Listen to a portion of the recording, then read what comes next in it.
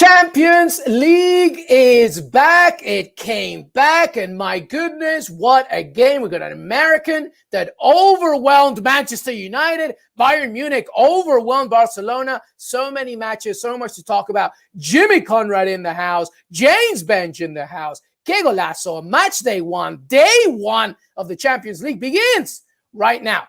What's up, everybody? Welcome to Que Golazo Champions League action Tuesday, match day one. So great to have these two with me. First of all, before I introduce them, thank you so much for listening and watching Que Golazo. You can also do it on your smart speakers. Simply say, Alexa, play the latest episode of Que Golazo podcast. Or hey, Google, I want to read James Benge's article on Que Golazo and listen to him on Que Golazo. Play the latest episode of Que Golazo podcast. If you're watching this live on YouTube, be part of the conversation. Leave your hot takes, your comments, your questions. Jimmy's here for them. James Benge is here for them. And if you're listening to this on Apple Podcasts, please leave a 5-star rating and review. It only takes a few seconds, and it really helps us to grow the show. All right, let's get going. Jimmy Conrad, how are you, my friend? I'm doing great. So much to unpack, especially the managerial ability of Ole Gunnar Solskjaer. We're having that type of week, LME and James Benge, where the train for Ole is not going toot toot anymore. Everybody's like, I want to get off of this thing. Where can I get off? I'm tired of Ole Gunnar, which is crazy because next week we're going to be all about Ole Gunnar again. But for right now, everybody's not really happy. James Benge, do you have the same sentiments about Ole Gunnar Solskjaer? What did you take out of today? Well, I have those exact sentiments about Ronald Koeman, who has just masterminded the all-time great bad Barcelona performance. This was like, man, this was made the 8-2 look adequate. It was, there are a lot of big teams that have not played good football today, I can tell you that. Zero shots on goal, Benge.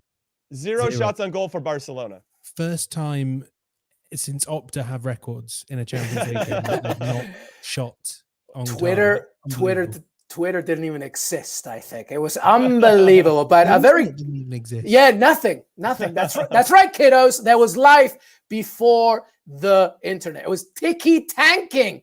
That was a good one from our producer, Des Norris, right there. I like that. By the way, Jimmy Conrad joining us from the West Coast. James Benge joining us from the UK. It's a late one for James Benge, so we appreciate you. And I'm wearing a tie and suit. No, not because I am serving tables at my local Italian restaurant.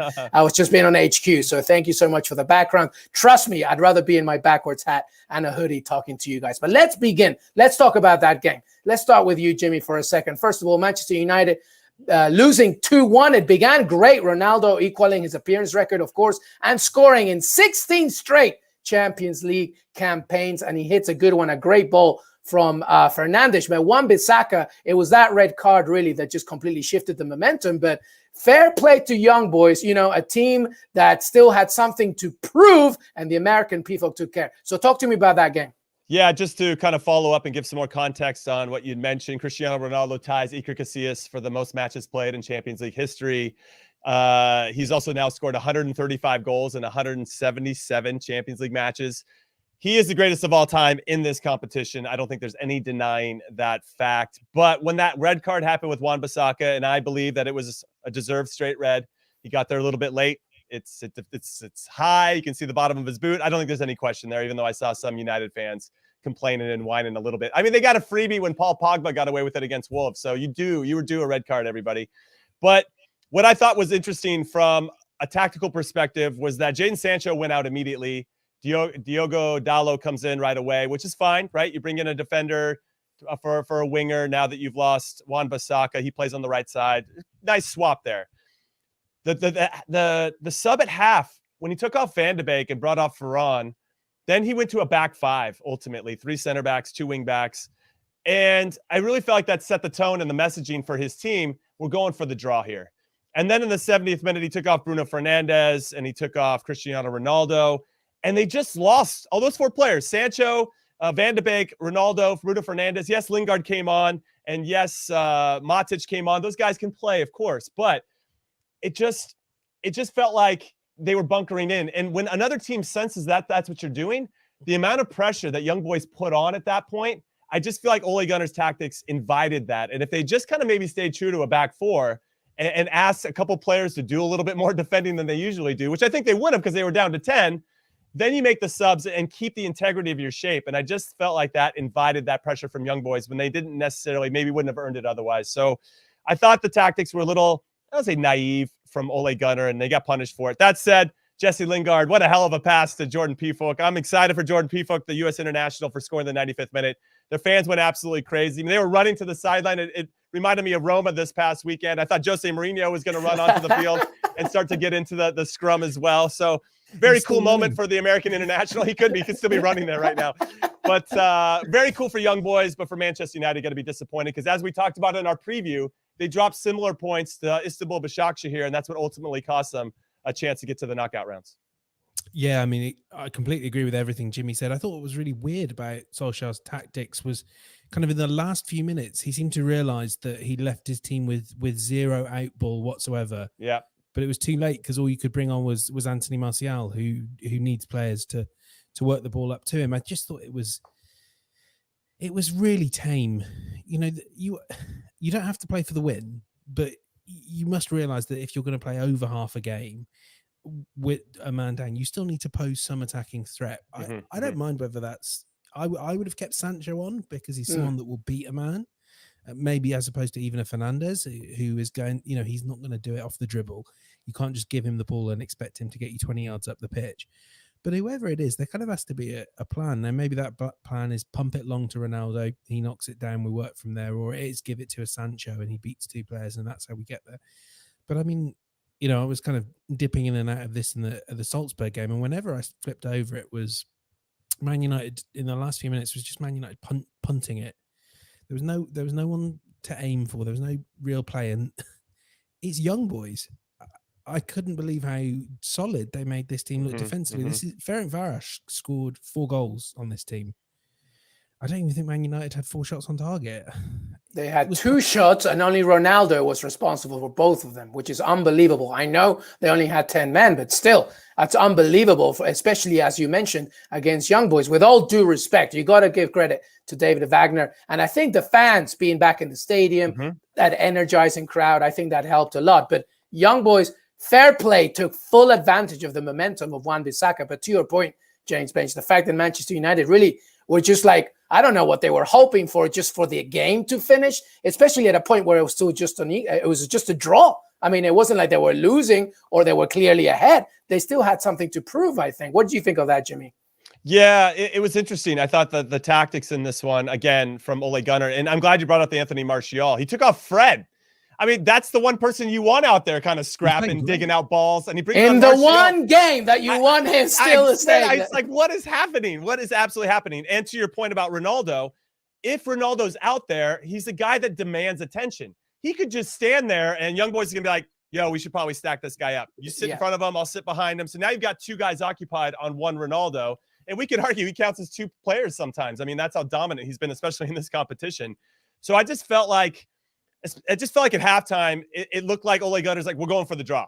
And let's just hold on and wait for the draw. And they just invited way too much pressure. And young boys took advantage of some mistakes, of course. But United didn't shower themselves with in glory, let's say. Glory, Man United, with regard to how they performed in the second half. And yeah, I think that's on Ole Gunnar. I really do. He put in Lingard. And Lingard makes the mistake. And I like Lingard, so I'm not holding that against him. That stuff happens. But, you know, I think Ole Gunnar's got to own this one. Well, if you're a Manchester United fan, I would love, and we would love to hear your opinion. I want to know if that was is it a good thing that this performance happened now, as opposed to maybe like towards the end of the group stages? I would love to hear. See, James Benge is already sharing. He doesn't want it anytime. but these, you know, as Jimmy was saying, 3 points are 3 points, right? Get the 3 points in. You have to get the 3 points in. The other, you know, you have to assume that they will drop some points against Atalanta and Villarreal. If they don't, well done, you've won the group. This was fine. But that's, you know, I can also see at least one of Atalanta and Villarreal getting 6 from 6. Yeah. And that's when it starts getting fiddly. And, you know, as you guys said, that's what cost United last year. I mean, you got to make it happen now. It's the worst time to have this performance, I have to say. You've got to beat your group whipping, boys. Yeah, well, let's see if United fans agree or not. So make sure that you comment, and we want to hear from you. All right, let's talk about what James Benge started on here. Barcelona against Bayern Munich. It wasn't 8-2.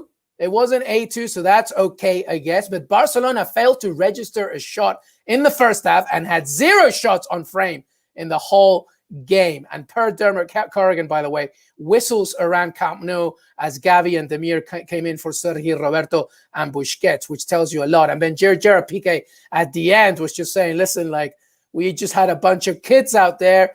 This is who we are. A very sort of defeatist comment from Barcelona, and rightly so, I guess. Off and on the pitch, they have so many issues. And Bayern Munich, the complete opposite. It doesn't matter what season they're in, you know that they're going to produce and they're going to deliver, especially because of Robert Lewandowski and Thomas Müller. Let's begin with you, James Benge, since you started with Ronald Koeman, etc. Just how bad is this for Barcelona? It's bad, but it's not Koeman's fault. This is the sort of like result that Bayern Munich get against the mid-ranking teams in their Champions League group. And just look at that team. And, you're mentioning people come off the bench, and I am, I'm sure we're all the same. I'm Googling these players as they come on. Who are you? Are you here for the Barcelona game? Is that what we're doing? La Masia graduates. Yeah, look at that. That's a meme. This team is very quickly devolving to sort of Pedri, some De Jongs and scrubs. And, there's moments, isn't there, where you see Jordi Alba look up and he spent years in Champions League games. He sort of looks up and where's Messi? And now it's like, is that Luke De Jong on the Barcelona team? Sergio, I've been watching a lot of Ted Lasso, so maybe this is just... Sergio Busquets is starting to remind me of Roy Kent. Yeah. Like a nice Roy Kent. It's all there, but he can't really do it anymore. Yeah. So this is what happens to that sort of team against who I didn't think were great, by the way. Bayern, they finished some lucky chances. Yeah, they did. Their XG was sort of padded by the number of times that a ball bounced off a Barcelona post or a Barcelona defender and into Lewandowski's pass. They were fine, and Barcelona were just probably what they are, and Koeman will pay the price. It's not his fault. Well, it's funny you say that because there was a quote from Gerard Piqué afterwards. He said, "Es lo que hay, somos lo que somos," and that translates into "It is what it is. We are who we are." And that's pretty much as candid as you can get. What you see is what you're going to get. We don't necessarily have that special player anymore, and we saw that Jordi Alba photo. And looking up at the heavens and just sighing. He's probably looking around like, where all my friends go? Like, I don't have any more friends on the team, and I don't have anybody that can bail us out. And it was a pretty dismal performance. And to your point about Luke De Jong, and we made fun of it prior to in our preview of this match, he's a Europa League player. And that's how I see him. And it's funny is that he had success on Sevilla because Sevilla are one of the best teams from hitting in balls from wide areas. Barcelona don't do that. Don't do it. It's not in their DNA. They like to keep the ball on the ground and break you down, as much as they can and possession by death and to open you up that way. Luke de Jong's not that player. So you just kind of wonder about some of their signings and what they're trying to do. Obviously, their financial situation, I think, is dictating a lot of these decisions. But Barcelona have now lost 3 straight home matches in Europe by a combined score of 10-1. They lost to Juventus 3-0. They lost to PSG 4-1 when Kylian Mbappe lit up Serginho Dest. That's what I remember about that game. And they lost to Bayern Munich 3-0. It doesn't look like it's going to get any better. And I said in my preview that I thought that Barcelona would get third in this group, and it's looking like that could be a good possibility, especially because Benfica got a hard-fought draw against Dinamo Kiev in the other match in this group. Yeah, no, it's a very good guess, a very good opportunity to really think that Barcelona will probably not get out of this group. Of course, it's very early, so they can do it. I do wonder, though, and obviously because here's the thing, James, you said something that it's not Koeman's fault, and I'm with you, like $1.5 billion in debt, that's not Koeman's fault. Messi being dissatisfied and having to leave because the contract couldn't be negotiated, that's not Koeman's fault. However, I see a very Dutch influence here, obviously Memphis Depay, etc., when clearly the issues are at the back as well. At the very least, if you can't solve everything, at least understand that the defensive side of Barcelona is an absolute mess. And Koeman, that's not the system that he plays. He likes to go forward and attack, but he has to see what's in front of him. He has to see the cake that he has baked. This is not a Barcelona system that's going to fit his philosophy. Shouldn't he be, James Benge, a little bit more flexible, I guess is the word that I'm looking for? Or is it just simply that he just doesn't have the tools to do it anyway? I think you're right that, well, it's not the best. I didn't look at that team and think this is the best way of exploiting the talents of the footballers you have available to you. I mean, it was a sort of back three, right? But Sergio Roberto was the wing back. That doesn't, you know, when you have someone like Serginho Dest, who would probably be relatively well suited to that role. And I mean, I just don't think having more of those Barcelona centre backs on the pitch is going to make you better defensively. It doesn't allow you to keep the ball more effectively. It doesn't, you know, you're not putting pressure on the Bayern defence and forcing them to defend a little bit deeper. Yeah, he could have done better. And I don't think you can mitigate him. And I probably was a bit guilty initially of mitigating him a bit too much for this. It's so strange because this is sort of huge problems coming home to roost that he is not responsible for. And he's, you know, I mean, Des has just thrown into our chat, if Koeman isn't the right man to lead them, who on earth would want to lead them through this? This is... I got two names for you. Go ahead. Xavi and Iniesta. Like, I feel like it's as a partnership. As a partnership, they come back and they co-manage. What? They could probably play 20 minutes as well at the end of the game as well. But this is exactly, by the way, why Xavi was waiting, because he was offered this job and he was like, nope, no, thank you. I don't want to jump in a house of flyer. I want to just wait and see what happens. And obviously, but you make a good point. But okay, Xavi and Iniesta were great. Who else could do this? Antonio Conte?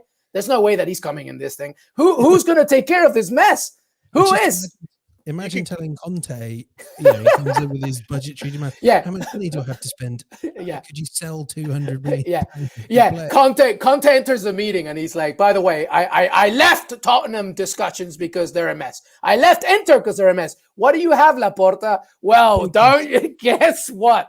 It's a mess. It's an absolute mess. To your point, Des Norris, and the question, if Koeman isn't the right man to lead them, who is? I don't know. I think I agree with Jimmy partly because it has to be somebody that understands the Barcelona culture, at least. And of course, Koeman knows that.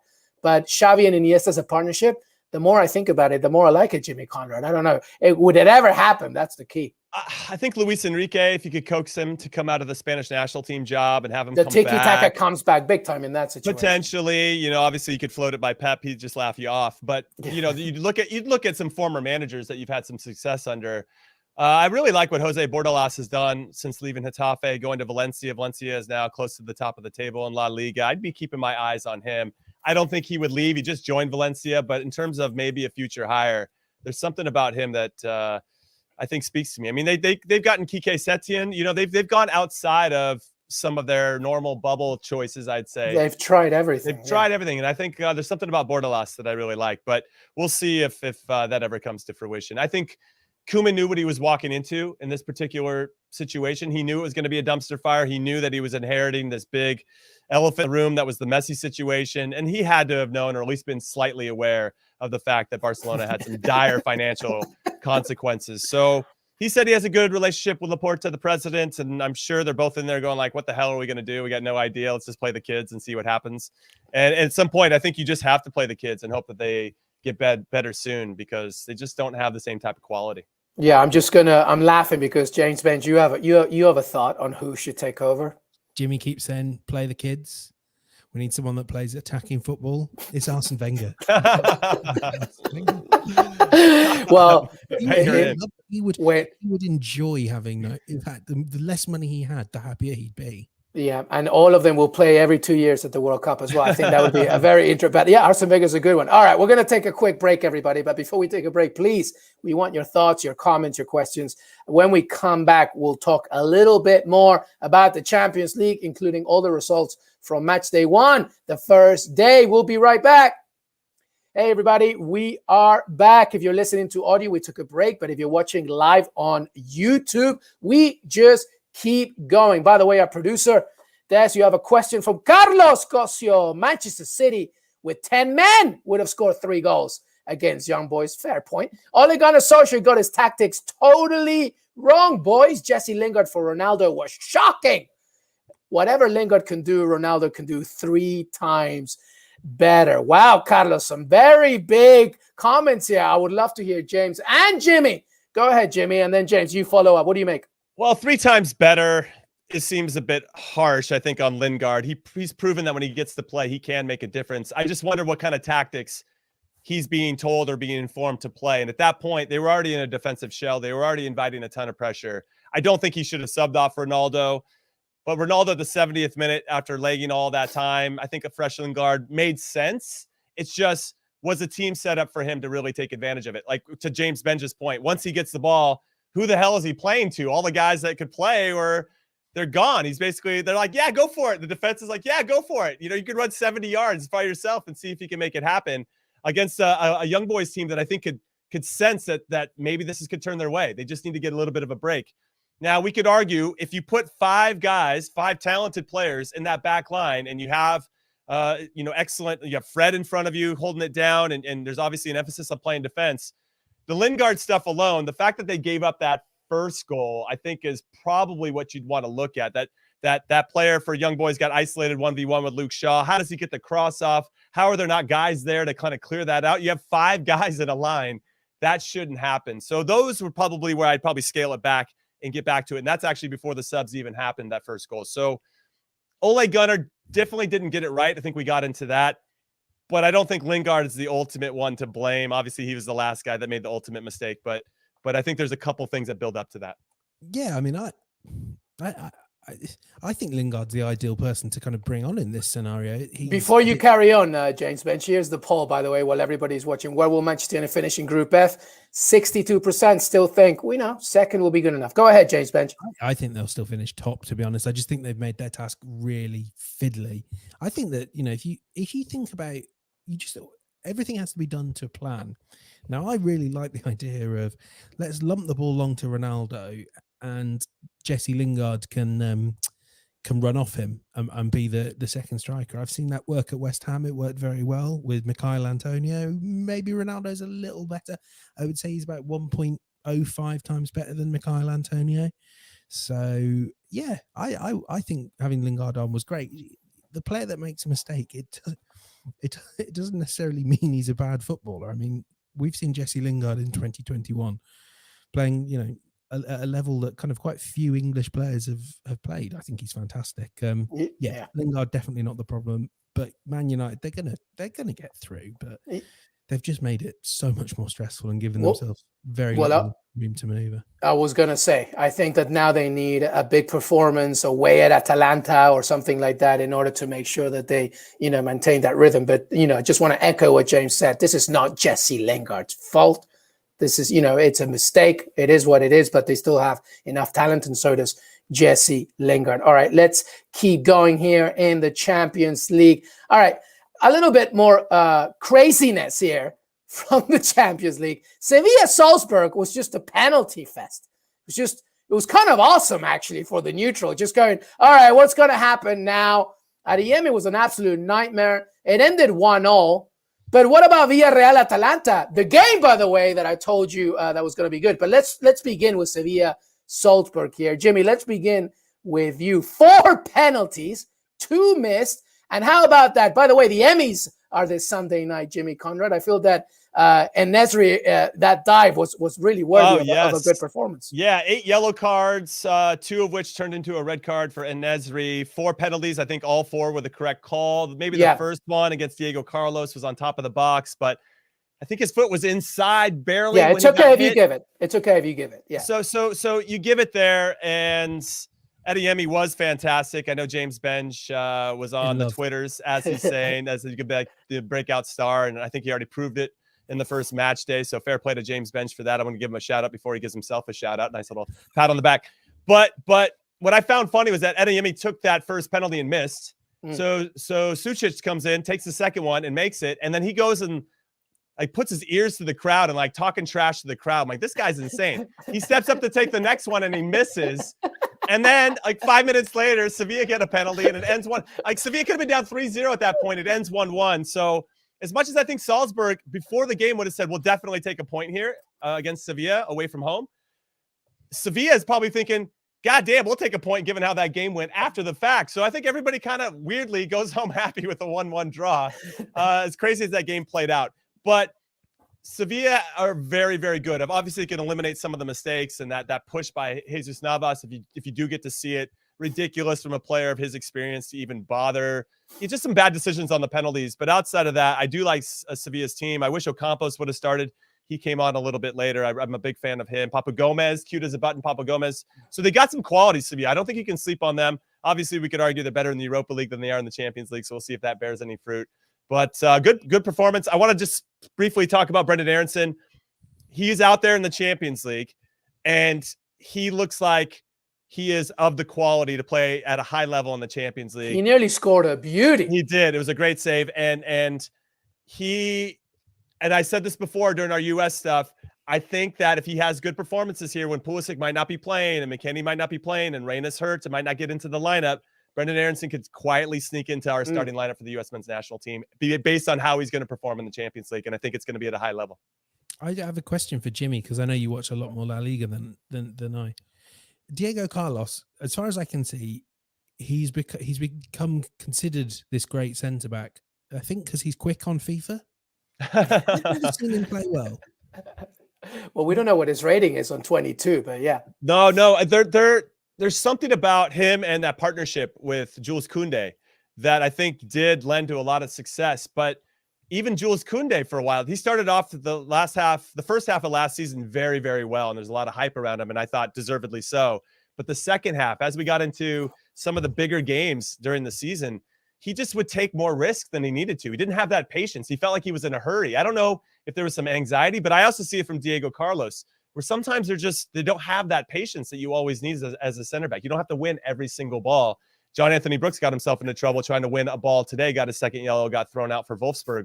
There's another piece of evidence. And so I like Diego Carlos. I think he's a little bit like a throwback to an old center back, really hard-nosed, going to throw in a tackle, let you know that he's there kind of thing. But I think he's more of a number 2 center back than a number 1. And I don't know if Jules Koundé has emerged yet as a number 1. We can all see the potential there, of course. But I don't think he's old enough yet, because center backs, I feel like, are like goalkeepers. They get better as they get a little bit older. I think it's worth remembering that when you're a defender like him, and actually his partnership with Koundé, remember Sevilla, the last time they played was the end of August, because obviously they had a break. And I think that defenders need that kind of momentum to keep going. And I think that break on the weekend due to the CONMEBOL World Cup qualifiers didn't help Sevilla as so much. Barcelona too, right? I mean, absolutely. So to me, that's a part of it. But to your point, I think that maybe Salzburg are maybe the happier of the two, just because they get that point away from home. Let's quickly talk about Villarreal Atalanta. I told you it was going to be a good one. I told you, and it was indeed. James Benge, quickly on that one. That was a good game. See that? Oh yeah, man. These two teams can't defend though. That's why it was good. Did you? Villarreal's first equalizer. Yes, the a mess. Atalanta defense they just stop and they're like looking around. Oh, yeah. It was like when you play FIFA and your remote goes out of battery and you're just like, what's happening? It was. I'm not. Yeah, I don't. I mean, maybe this is just football now, but teams just aren't defending at all well consistently. And I mean, Atalanta really missed Romero. Valencia, Villarreal are just a bit, but that also means they take their chances. They might not create a lot of them. I thought Danjuma was excellent coming off the bench. Yeah, he's the sort of player that Emery really likes, but won't start. That he throws in on the 60th minute, and that brings a little bit of verve and energy to the game. So yeah, I mean, it was a really fun game. Let's be honest. The evening kickoffs was slightly less thrilling than the afternoon one, so I really enjoyed that game. A lot of fun. Yeah, I just jump in really quick about Atalanta. I feel like Palomino, the defender, is not good enough to maybe even play in Serie A on a consistent level and the Champions League level. I think he's going to get found out and got found out today. And then you have Toloi, who I think is serviceable, but he's Christian Romero. Like, these aren't the guys that I think are going to lead to anything kind of type of success. And as we've learned just from Chelsea as an example, if you want to win in this competition in particular, you got to have some very, very good defenders, and everybody's got to know their job and do their job. And Atalanta doesn't have that for me. And we saw it against Fiorentina earlier this weekend as well. And I don't know, it's going to be tough for Gasperini. I don't know if he's going to be able to pull some rabbits out of his hat this time, especially with Luis Muriel out as well for some 4 to 6 weeks. So I don't know. Keep your eye on Atalanta. Obviously, they've been the darling hipster team for a couple seasons now, and we'll see if they can keep that tag. Well, we will see. I think it was a good result for Manchester United because now they can hopefully take advantage of either one. All right, so quickly on the other games, by the way, Chelsea beat Zenit 1-0. Romelu Lukaku, of course.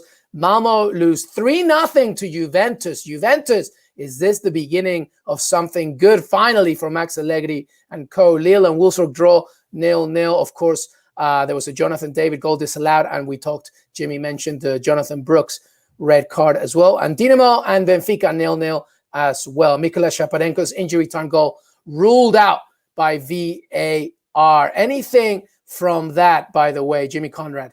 Yeah, I'll just speak about Chelsea. I went on HQ today and said that they were going to win in under 2.5 goals, and that's what happens. Thomas Tuchel has managed this team in 8 Champions League games, and all of them have been under 2.5 goals. And now 6 out of those 8 have been the win in under 2.5 goals. So something to consider for all you gamblers out there. 14 goals in 28 career games, Champions League for Romelu Lukaku. He scored 4 and 4 so far for Chelsea.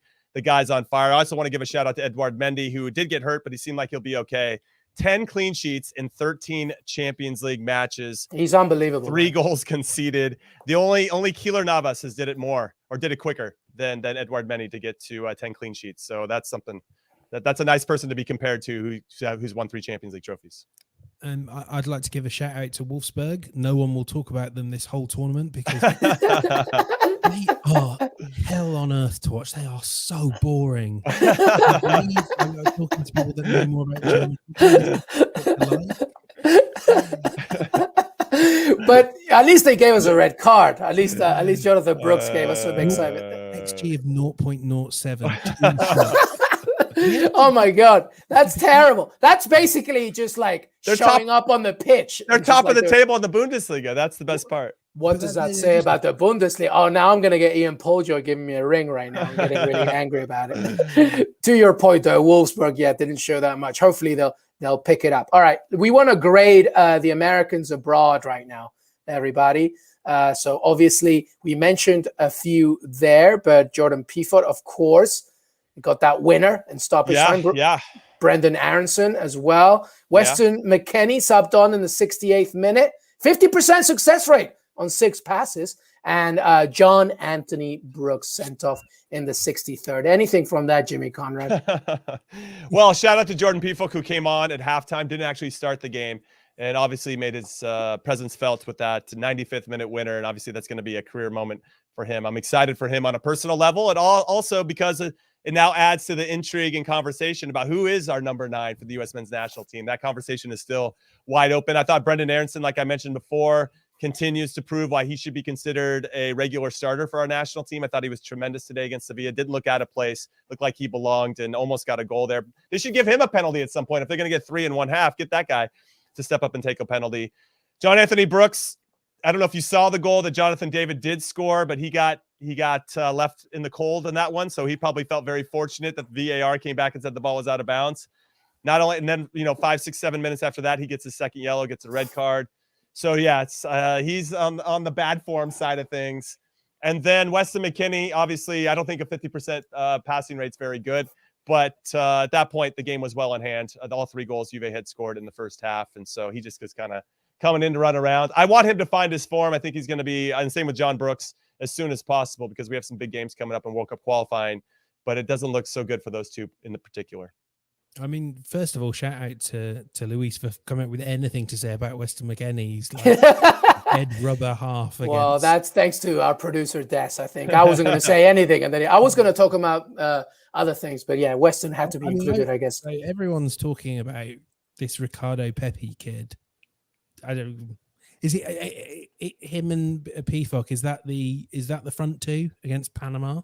Is that what will have them shaking in their hats? No. Very good, James Benge. No, I would say that we'll probably run with the 4-3-3 anyway, so it'd probably be one or the other. I think Josh Sargent obviously would be in there. Daryl Dike, who plays for Orlando City and had a good run with Barnsley, would be in the conversation as well, assuming everybody's healthy. Ricardo Pepi he I think did enough to warrant it. Our first game is actually against Jamaica, but away to Panama, which is the second one. We'll see. I'm kind of curious. This is now, as we talk about with Ole Gunnar or other people, other managers that have a plethora of options in multiple positions. You got to figure out what your best starting lineup is. And I think that's going to be our big challenge, which includes the number 9 spot. Yeah, well, we have a question here, a comment from Rob Thomas. If I have a USMNT match tomorrow, I'd start Aronson and bring Pulisic off the bench. It's been 5 years since Pulisic had a strong performance. 5 years? Is that hot here? I could have sworn he scored a very crucial penalty. That's a hot take. I know. Rob, I appreciate. First of all, Rob, I appreciate your photo. You look good, man. You look like happy. You look happy. You look like Lord Disick from Keeping Up with the Kardashians. But Rob, I don't know. Jimmy, what do you think of that? 5 years since a good performance of Pulisic. Yeah, that's a bit strong. So I can see where he's leaning on this. But I do agree with him, and I've been saying it and kind of teasing it, that I think Brendan Aronson will either displace Pulisic or Gio Reyna for some important games here moving forward. Pulisic, I think his big concern, and I know Benge has come on and talked about it, is his health. There's just so much depth with Chelsea. There's just so many good players that he has to stay healthy. Benge was on HQ earlier talking about the quality. Everybody admires the quality that Pulisic has, but he just seems to get hurt at the wrong time, and then other players step up and take his spot, and then it's hard for him to find that rhythm and get back into the starting lineup, and it's a rinse and repeat. I feel like we're seeing this nice vicious cycle for Christian Pulisic, which makes me a little bit worried about his future at Chelsea, because Thomas Tuchel doesn't care about your feelings. As we saw with Tammy Abraham, is a good example of that. Now Tammy Abraham's getting love from somewhere else, and look at him. He's blossoming like a flower. You love to see it. So anyway, that's a different conversation. I think that Pulisic, he's still got that Captain American tag. I don't think he's going to lose that anytime soon, but I think Aronson could be looking to steal some minutes here. And if anybody else starts blowing up, Timothy Weah or anybody like that, yeah, it could be hard for some players that we considered regulars 6-7 months ago to find their way in the starting lineup. Yeah, I mean, the challenge Pully has is, as far as I can see, looking from afar, when he goes off to the USMNT, that's when he goes to those games to recover the form and fitness that he didn't get for the past month or however long at Chelsea. That's not going to work. The US fans are not then going to see the best version of him. He is still, from what I've seen of every US international, he still has the highest ceiling of any of them. It is not that long ago that he was one of the 3 or 4 best players in the Premier League post-lockdown. That is a guy you persevere with. But I think he's maybe not a guy that Chelsea persevere with. For me, he feels like he just, and I know he doesn't think like this. I spoke to him before the start of the season, but he needs that move. It's not going to work. He should be the best player at Everton or a team of that level. And I was going to ask you, which team do you think he goes to? I don't know. Does he stay in the Premier League? Does he go somewhere else? I kind of curious, because he wasn't, when he went as a Dortmund. Yeah, he had the same thing. He showed flashes of his brilliance, but it wasn't this maintained and as consistent as we all know that he's capable of if healthy. I think he suits the Premier League perfectly, and I think it should be a really high quality team. And I would be looking at those teams just below the big 4. I think Everton's a good call. I think Everton's a very good call, because Rafa Benitez has already given some kind of dynamic, at least more dynamic idea to what Everton represent, at least from what I've seen recently. He needs to stay in the Premier League. The problem with Pulisic sometimes is that he leaves a Chelsea side where he knows his role specifically, and then he goes to the USMNT, and then he's giving like 3 or 4 more tasks. Like he drops deep, he goes wide, he sometimes becomes the number 9, and that can be a little bit too much. And I just want to quickly. Would you take him? Would you take him at Aston Villa? No, I don't like Pulisic. Oh man, what is happening? No, I was not expecting that. I was not expecting that answer. No, listen, of course I would. He'd be great. He'd be great coming our way. But he's coming off the bench for Buendia and Leon Bailey. Yeah, sweet. What Bertrand Traore, son? We're gonna. No, but listen. One thing that I will say is that Brendan Aronson is on his way to that. I think Brendan Aronson is a fantastic. So Rob Thomas's point serves a purpose there. Aronson, if he keeps going, he's going to elevate his game, and I completely agree. If Pulisic is somebody that's not 100% right now, Aronson can fit that role. I think he's fantastic. A friend of the show, by the way. He was on Que Golazo before he joined Salzburg. So, make sure that you check that out. All right. Before we say goodbye, I want final thoughts, because guess what? Today was great.